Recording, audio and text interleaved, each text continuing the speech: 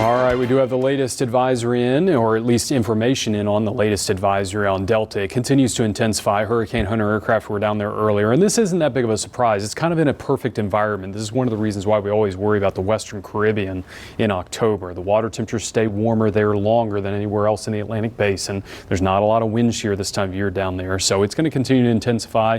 High pressure is going to keep it just to our west, so we're getting very lucky. Is it going to be a hot, humid week?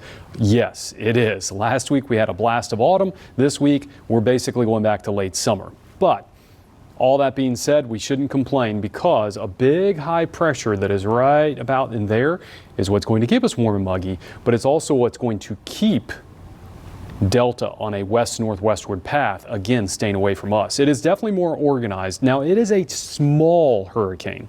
It is very, very tight, compact circulation. To tell you the truth, right over here is Jamaica, and it's much, much smaller than that. I mean, it is a really small one, and that is also common for October. A lot of times what you get into is a scenario where if you get a small little hurricane, it can be really, really compact, strong winds, but they don't always, they're not always the biggest in terms of girth.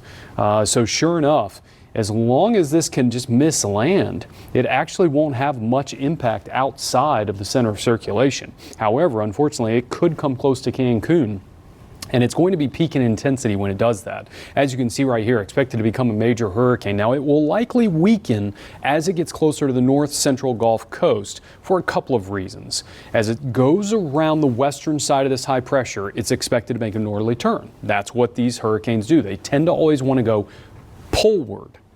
And in our hemisphere, that is northward. Okay, so with that being said, it's going to go around this high and then likely go to the north. That's probably going to be somewhere around Louisiana, and that's probably going to be Friday time frame.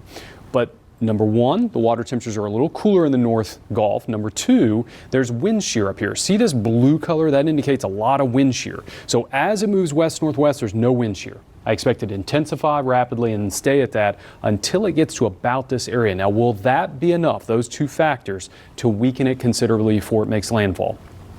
Too soon to know. We're going to get more data here over the next couple of days, but hopefully it will do that, and hopefully it will weaken before making landfall. All right, here locally, warm and muggy. You're going to hear me saying that a lot this week. That's going to be a common theme to the forecast pattern. If you're boating, east to northeast wind about 10 to 15 knots. A few scattered storms late in the day. Keep that in mind, but also keep in mind this isn't that abnormal of a forecast for us this time of year. The rain chances aren't that great. 40% for Tuesday. They really drop off Wednesday through Friday. Drier air drops the rain chance. Notice the highs, though, stay about the same, at near 90. And then this upcoming weekend, we probably go back to about a 40 to 50% chance of scattered storms at that time.